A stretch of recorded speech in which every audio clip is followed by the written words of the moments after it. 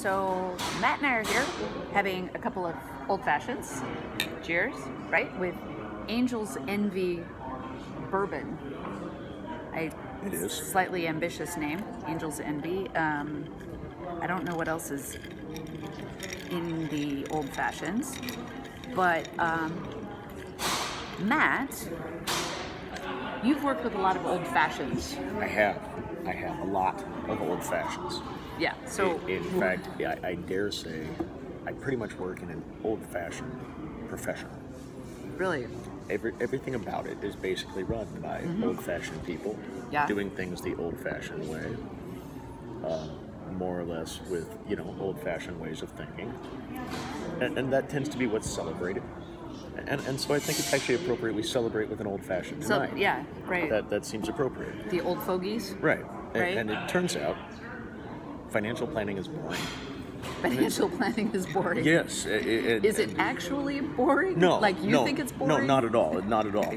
I think, though, that it's boring in that old-fashioned sense of, well, sometimes doing the nitty-gritty work of making plans, seeing them through, looking ahead, valuing things in the future, sacrificing a little now. These are old-fashioned concepts. It doesn't jive with today's society. Right. It doesn't jive with, instant anything. Yeah. and so in a sense it is kind of old-fashioned. So it's not, so financial planning, just much like old-fashioned drinks, is not hip with the millennials unless you're like a hipster millennial. I would say that's true. Yeah, I would say that's a pretty fair assessment. Actually, did I pretty much nail that there? You nailed it. I would say that's pretty fair. I'm feeling pretty proud of myself right now. That's right. That's right. Yeah. And you can chalk right up there. The old-fashioned jokes, not always appropriate from old-fashioned people. Are you calling my jokes old-fashioned? No, just your father. My father's jokes are in fact old-fashioned. Our father. Right. Right. Our father. Yeah. Right. Because we share the same old-fashioned father. Yes. They're important to clarify. Do you know right. what's in an old-fashioned, actually? I mostly just like to say it because I know it has bourbon and cherry. And I was going to say bourbon, maraschino, cherry. I don't actually know what else is in maraschino. it. There's bitters, right? Yes. he says, like, No, I just you're right. realized. You're right. Bitters, the bourbon. Bitters, and bourbon, maraschino, and orange. There's always an orange slice in it. There is. Orange slice, and I can deconstruct Which kind of goes with my the bitters, because that's really... Orange bitters. I have heard of fancier bitters. This is... Angostura bitters. Right. My maraschino cherry is somewhere around the... Yeah, around the bottom there. I don't know have my what's doubts about that being a maraschino. It could be an olive. Yeah. I don't know what that is. Is it a maraschino? I think it's a blueberry. Is it a blueberry? I think so. What's a blueberry doing in an old fashioned? I'm not quite sure. Most old fashions aren't fruity. No. I was back to talking about financial planning. No, in fact, most of those old fashions find fruitiness to be very much unacceptable. Yes. Right. Not apropos. That would not be apropos. No. Right. As I like that. to point out, we're at apropos. That's right. Here in, did I mention we're in Baltimore? See, now I feel like I need to say we're in Baltimore at apropos in the Marriott. Quoth the Raven, nevermore. Quoth the Raven, nevermore. Right, having... I think we actually are in Ravens. Isn't that this? Oh, is that... Is that this bar? Oh, that might be it. It might be that the bar is named Ravens and... Or is this apropos? I'm not quite sure. I'm confused. I am as well. Which is the old part of old fashioned. It's just the confusion. It kicks in early. So going back to, because I get distracted easily, going back to you saying the financial planning is filled with old fashions and old fashioned thinking, old fashioned drinking. Mostly also pretty much a lot of old-fashioned men. Old-fashioned white, Yeah. generally, mostly Caucasian Yeah. old men, right? Yeah. And so you got into this as, well, a Caucasian male, but a young man, really. I did, and for what it's worth, our own father even took advantage of me in a nice old-fashioned way. That doesn't sound right. There's nothing about that sounds right. No, in the cheap child labor sense of the way. No, I didn't find out until years later, in fact, that he absolutely hired me on the cheap because he fully knew that he could. Oh, because you're his kid? Yeah, so, he exploited my cheap labor. That's very old-fashioned of him. It was, I thought. Yeah, right. I learned much later that, wow, I was absolutely not being paid what other people who started out were. Oh, ouch. Not by a long shot, not even half. Wow. Well, maybe he didn't want to feel like he was showing favoritism. Well, I think, so he kind of went the other direction. No, he told me very directly. He told me that, well, he knew he could, and I didn't have any better option, so... Oh. That actually second part probably wasn't true. He just, knew that, well, nobody else was going to hire me. Right, and so... Nobody else was going to give the young kid straight out of college a chance. Right, wow, that's a hot mess. That's okay. Yeah, that qualifies as a hot mess. But, a little bit. That is an old-fashioned hot mess right there. A little bit. Child labor law. It was several years That's a good after the old-fashioned fact hot that I mess. learned that, actually. I thought I was on a standard payout, that this is just what everybody So received. you went on for years. Oh, I had several years at the beginning of my career where I just thought that this is what everybody did. And then we hired other new guys, and they're making, some minimum salary while they just learned the business. I thought, wait a second, that's not how... Wait a minute, time out. I thought we struggled and ate cheese and crackers for dinner while we learned how to do this business. Oh. What is this nice fat salary to make things cushy while you learn? Oh my God. What is that all about? I didn't know anything about that. Mm-hmm. You mean I could negotiate for more money? I didn't know that. Business lesson number one, Right. learned a little painfully. Yes, indeed. You can negotiate for more money. Indeed. Did you neglect to actually ask for the more money? I probably did, actually. Oh, it's amazing how much of a difference. How much you don't get when you don't ask for it. Right. Yeah, there's a business lesson right there. Yes, there is. Wow. And, actually, when I started, I got $2,000 a month while I was in training. When I was done with training, it dropped $500 every quarter. It dropped $500 every quarter? Yes. Every 3 months, my pay dropped $500. Oh my gosh. I started at $2,000 a month. Because when $2,000 a month? Wait, what is that hourly wage? Well, I don't think at that point that it would have amounted to me earning minimum wage because I was working a lot of hours trying to learn. But from the time I was hired, I spent about 4 months in training before I was licensed, and I was paid $2,000 a month. Once I got done with training, it dropped to $1,500 a month, and then I was in business, but I of course had no clients, so earning business with clients didn't happen very quickly, so the $1,500 Well, just there's that meant a pay thing cut. when being in business and having no clients. It doesn't work out. It doesn't work well for long. So far you have learned to ask for the money. Yeah, there's that. Yeah, have clients. Those are good. Yeah. You should it's really, amazing you how should the, really find those and take good care of those people Yeah. because they deserve your best and they're hard to find. And since Father had all of the family clients and things of that sort, there was none of that either. Oh, that's right. Of course, he didn't share. No.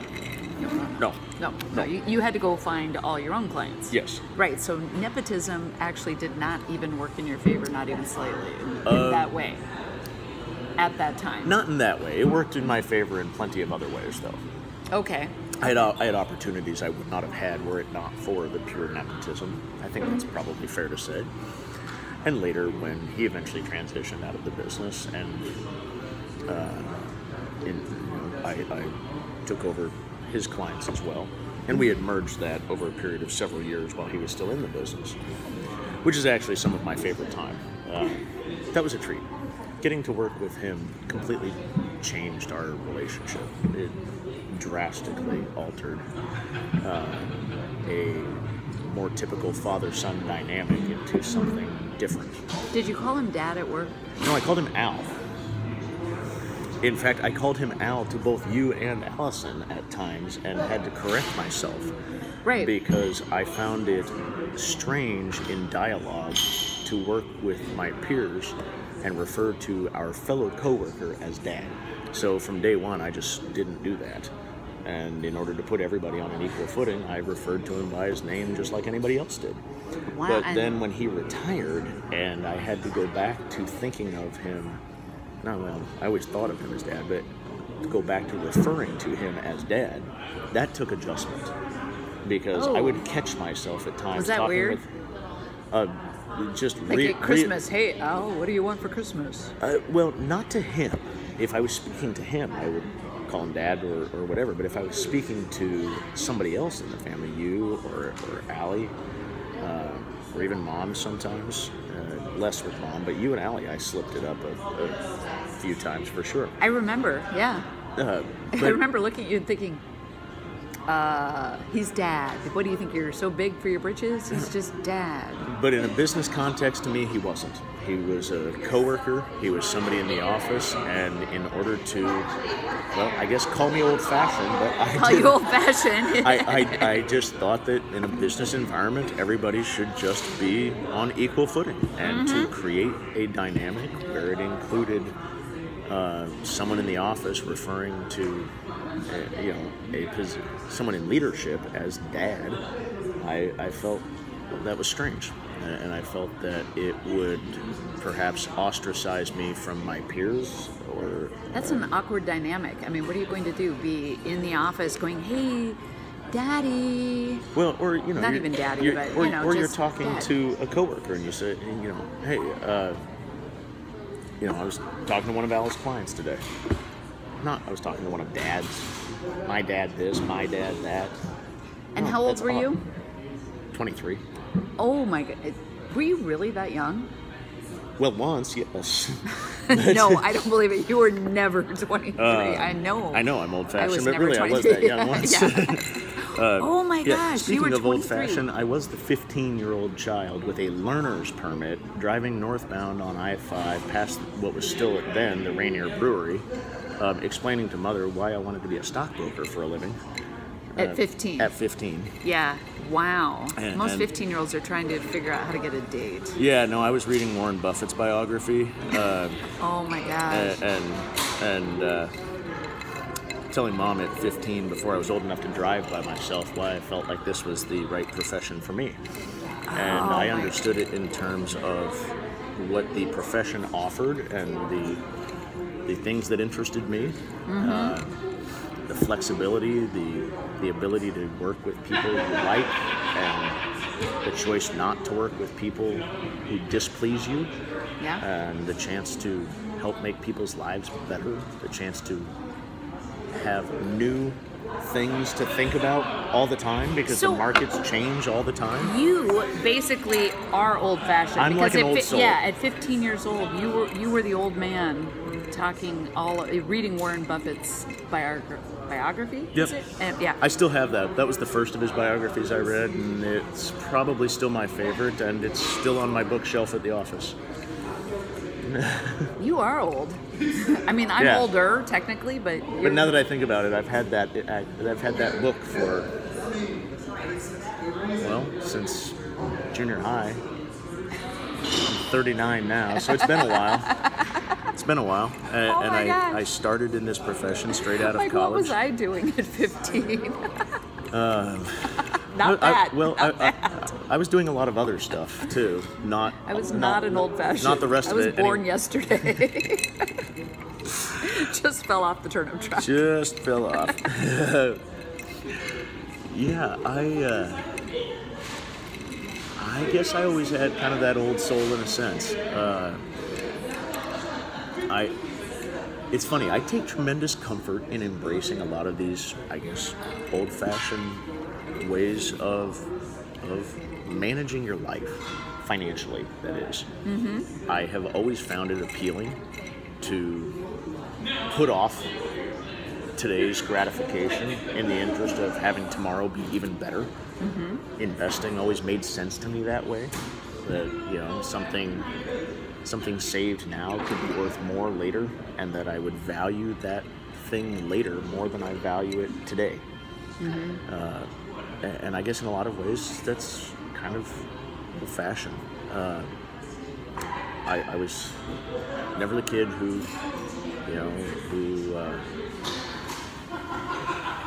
felt like coming out of school and, you know, finding myself, or, you know, wandering and all of that. I love all of that stuff, but to me, I always looked at it and thought, well, gosh, I used to sit and do compound interest tables by hand when I worked a copy shop job in college by myself in basically a large closet with a copy machine, and, you know, just cranked out course packs, and I would just write out compound interest tables by hand, several decimal points out. For kicks and giggles? Just to pass the time. And so, I guess, in a way, I always felt like, well, these are the things that buy me freedom later. And I can have all kinds of fun today, but what I'm sacrificing is the ability to do whatever I want later. And very few of us can do whatever we want when we're in our 20s. But if we're smart about it, most of us can do whatever we want when we're in our 50s or 60s. Yeah. If you plan it decades in advance. Right. It's actually not that hard. It just requires time. And I find that viewing time as one of your most precious resources is not something young people tend to seek, but most old people do. Right. That's absolutely true. Most old people do appreciate the value of time more than a youngster does. And while I've not always lived that from a financial perspective, it's always made sense to me, and it's always been something that I found appealing. And so it's a funny thing, though, because my clients were always older people. I was this young, plucky 23-year-old fresh out of college. Gosh. And worked 9 to 5 through about half of college and took classes at night. So I was 1 year older when I finished, and then got out at 23. But, you know, I'm sitting down talking with 80-year-old, you know, clients, asking them to trust me with their life savings and explaining, you know, what we need to do to improve their circumstances. And I'll tell you, getting put on the spot by, you know, a woman in her 80s who, you know, is asking you, well, you know, tell me about your religion. Tell me about your values. Tell me about your politics. What are you? I want to get to know you. And just being put on the really? spot. Oh, yeah. This woman in her 80s is pinning you down. Oh, yeah. Her name was Ruth West. I still remember her very clearly. Yeah, and she was just pinning me down, wanting to get to know this, you know, young doe-eyed kid before she entrusted me with her life. Were you really doe-eyed? Well, let's put it this way: when they back when video was a thing, videotape. Right, actual tape. When they recorded us doing practice meetings when I was in training, I was the one who got referred to by our trainer as the little church boy. You were never a little church boy. I'm your sister. I know this. Is that a fat joke, or was I just never churchy? But you know, it's possible I deserve both of those. I'm not sure. But I'll let you pick. You know, I watched this video of myself sitting there, my hands dutifully folded at the desk, and we're talking, and everything's prim and proper. And this guy looked at me and he's like, man, you just got to loosen up, buddy. He's like, you look like some church boy here coming in. Please trust me with your money. Right. Although I would point out that after 5 years, and they tracked our entire training group, there were, I think, 57 of us, if I remember correctly, who started in that group. And by the end of 5 years, we were down to single digits. And so I was a survivor in that regard. And I always felt like... You were a savant and not in the idiot category. I don't know about that, but I was a survivor. And I always took the attitude that I could struggle at this longer than the next guy. I could struggle my way through and survive longer than whoever was working next to me. And that was always my mantra getting started, because I knew it was going to be slow. I knew it was not something that you could do overnight. So I'm listening to you and I'm thinking, it just as you talk over an old-fashioned here, and you talk about some really old-fashioned ideas. Ask for the money. Yeah, ask for the order. Ask for the order. Ask for the money. Clients are important. Actually, get clients. Yep. You know, you're not in business if you don't have clients. Nope. You got an expensive hobby. Let's see. If you can take advantage of some nepotism, that's not a bad thing. Yeah, that doesn't hurt. Yeah, it doesn't hurt. And that's a definite old-fashioned value right there. It's a definite old-fashioned value right there. But if you are the older generation, but here's the old-fashioned value. Take it. Help your kids out. Well, it goes both ways. Right. It goes both ways. Right. Yeah, Nepotism can go both ways. Got that. Right. But then what I really heard in there was delayed gratification, or play the long game, Yes, absolutely. As you've known me to be very fond of saying. Absolutely Play the long right. game. Play the long game. Delayed Right. gratification. Don't be in such a hurry, and be willing to put off today so that you can have a much greater benefit tomorrow. Which, at its very core, is the nature of investing. Right. That's what it's all about.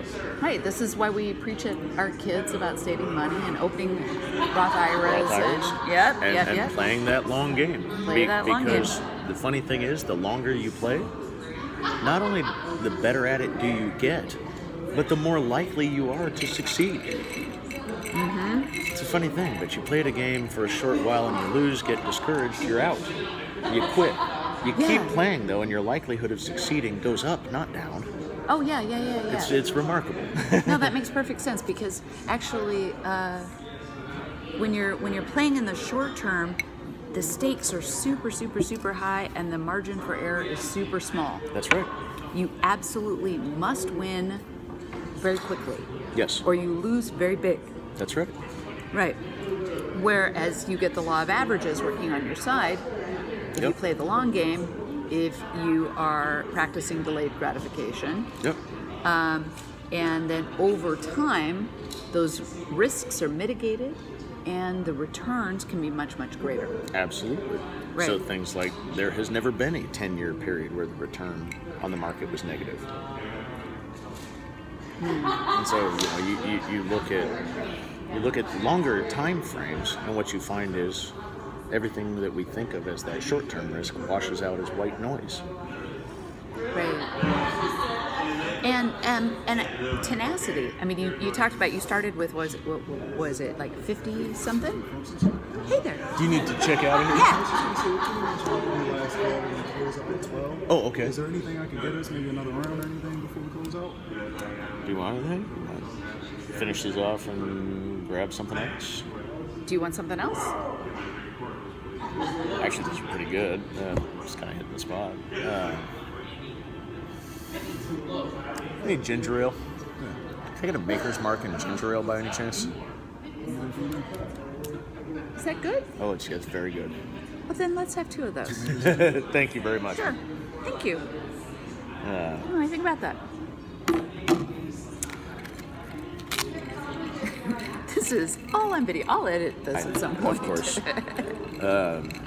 But And maybe you'll even give me another crack at it. oh no, this is your only crack. This is all you get at it. This is all I get. Yeah. All No, right. this is good stuff though.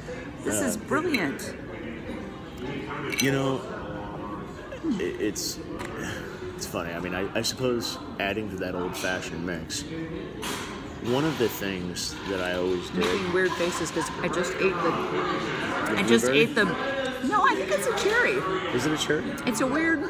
Oh, you like black cherry? You know, that would make sense. Could be like a black cherry. It's a weird black cherry kind of like brandy cherry sort of thing. I'm not really sure what it is. It's sticky. Didn't really describe a flavor, but it's sticky. Yeah. It made me think of